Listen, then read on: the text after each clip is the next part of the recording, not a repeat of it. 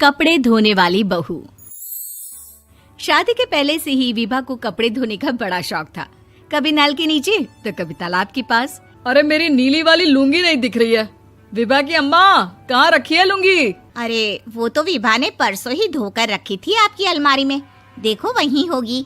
वो ना मैंने आज धो दी, मुझे लगा कि गंदी हो गई होगी।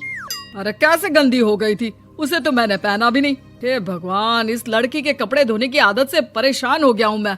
जितना तो घर में राशन नहीं आता, उससे कहीं ज्यादा डिटर्जेंट पाउडर का खर्चा है।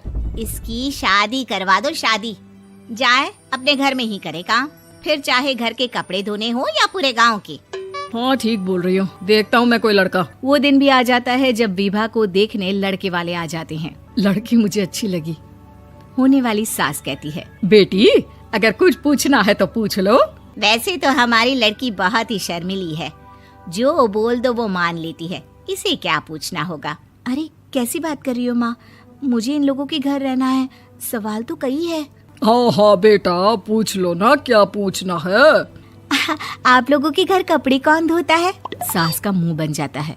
देखो, अगर तुम ये कहना चाहती हो कि तुम्हें कपड़े धोने नहीं आते तो सुन लो, कपड़े मैं ही धोती हूँ, लेकिन तुम्हारे आ जाने के बाद मैं रुमाल तक नहीं धोऊंगी। अरे चुप रहना भाग्यवान, बहू बेचारी घर आई नहीं, उसे डराना शुरू कर दिया। वो क्या है ना बिटिया, अभी तक तो ये कल्लू की माँ ही धोती थी, लेकिन अब तुम्हारे पापा तो दहेज में वॉशिंग मशीन देंगे ही। तभी विभा की माँ बोल पड़ती है, सवाल भी पूछा तो क्या। वैसे भाई साहब, मशीन की तो फिर भी कपड़े धोने की कैपेसिटी होती है। मतलब जो बिटिया दे रहे हैं ना विभा, इसे कपड़े धोने का बहुत शौक है। ये आप लोगों के क्या, आस पड़ोस गांव मोहल्ले सबके कपड़े धो दे और उफ तक ना करे। बाहर देखा नहीं आपने कितने कपड़े सूख रहे हैं? सब हमारी बिटिया ने ही तो धोए हैं। बस भी करो ना माँ, शर्म आ रही इतनी तारीफ सुनकर। और तो और एक दाग निकाल कर दिखाओ तो मान जाऊं। हाँ अच्छा, माफ करना बेटा, मैंने गलत समझा। हमें तो रिश्ता बहुत पसंद है। और ऐसे जुड़ जाता है रिश्ता कपड़े धोने का शौक रखने वाली विभा का। उसकी शादी हो जाती है कोयला फैक्ट्री में काम करने वाले कल्लू के साथ। शादी के बाद अचानक विभा चिल्लाती हुई सास के पास आती है। सासू माँ, अरे सासू माँ कहाँ है आप? ये तो धोखा है, धोखा दिया आप लोगों ने मुझे। इसे ससुर के चक्कर के बारे में पता चल गया। अरे तो उसमें तुझे क्यों धोखा मिला है? अरे नल में पानी नहीं आता, कपड़े कैसे कब धुलेंगे? अच्छा, तू पानी नहीं आ रहा उसकी बात कर रही है। तो आपने क्या सोचा? कुछ नहीं। अच्छा, तेरी माँ ने कहा था कि कपड़े धोने का शौक है तुझे, याद आया मुझे। शौक बोलकर कपड़े धोने वाले मेरे जुनून को कम ना आके सासू माँ, कपड़ा धोना मेरा गुरूर है।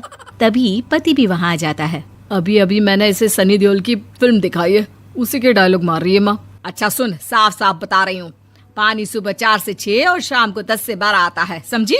विभा टाइमिंग सुनकर हैरान हो जाती है। ये क्या भूतों का मोहल्ला है? सुबह 4 बजे उठकर कौन कपड़े धोता है? 4 बजे टंकी में पानी जाता है, फिर सारा दिन धोना ना, किसने मना किया? अरे कैसी बात कर रही हैं? 200 लीटर की टंकी में कितने कपड़े धो लूंगी मैं? सुबह ही उठ जाऊंगी मैं। अब क्या था, विभा सुबह 4 से लेकर रात के 12 बजे तक कपड़े ही धोती रहती। एक रोज सास पड़ोस से निकलकर कहीं जा रही होती है कि साथ वाली कहती है, हाँ कल्लू की माँ, जरा ये बताओ कि 2 साड़ी है, 2 ब्लाउज और एक पेटीकोट और एक नाड़े वाला लंबा कच्छा। हाँ तो? अरे तो क्या, कितना लोगी धुलाई ये बताओ। धोबन दिख रहे हैं हम क्या? हमारे पति सरकारी नौकरी से अभी रिटायर हुए हैं और बेटा सुपरवाइजर है कोयला फैक्ट्री में। धोबन समझ रखा है हमें। हाय रे कल्लू की अम्मा, माफ कर दो, वो तो मोहल्ले में यही सब बता रहे थे कि तुमने बहू को कपड़ा धुलवाने के काम में लगा दिया है। सास को पड़ोसन की बात सुनकर गुस्सा आ जाता है। वो घर पहुंचती है जहां घर के बाहर ही इतने सारे कपड़े सूख रहे होते हैं जितने कि किसी धोबन के घर पर। अरे ओ कल्लू की दुल्हन, बाहर निकल। माँ जी यहीं आ जाओ, बाथरूम में चादर धो रहे हैं हम। अरे अभी हम धोते हैं, तुमको बाहर निकलो। ये आस पड़ोस वाले बोल रहे हैं कि हम बहू से कपड़े धुलवा कर उसे कपड़ा धोने वाली बना दिए हैं। अरे छोड़ो ना माँ जी, किन लोगों की बातों में आती हो? आस पास के लोगों का तो काम ही होता है कि वो किसी तरह सास बहू को लड़ा दे। बहू सारे घर के कपड़े धोती है, ये क्या कम है? बोलिए। सास को भी लग जाता है कि वो बहू का ये सनकीपन नहीं छुड़वा सकती, इससे अच्छा है कि खुद ही चुप हो जाए।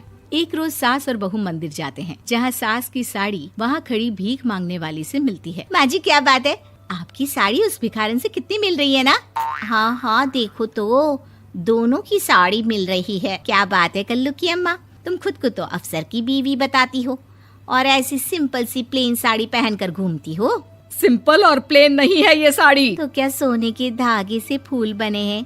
कुछ भी सासू माँ, कुछ भी। हाँ, बने थे इस साड़ी में सोने के धागे से फूल। मेरे पति लेकर आए थे मद्रास से स्पेशली मेरे लिए 10,000 की। ताहे भाई साहब इस भिखारन के लिए भी सेम टू सेम साड़ी लेकर आए होंगे 10,000 की। सास उस वक्त तो कुछ नहीं कहती, लेकिन बहू के साथ घर आती है और अलमारी से एल्बम निकाल कर लाती है। ये साड़ी देख रही है, ये वही साड़ी है जिसे मैंने अभी पहना था। इस साड़ी में ये जो चमकदार फूल दिख रहे हैं ना, ये सोने के धागों से काढ़े गए हैं। लेकिन तू लोकल वॉशिंग मशीन ब्रश से घिस घिस कर सारे फूलों को निकाल कर साड़ी प्लेन कर दी।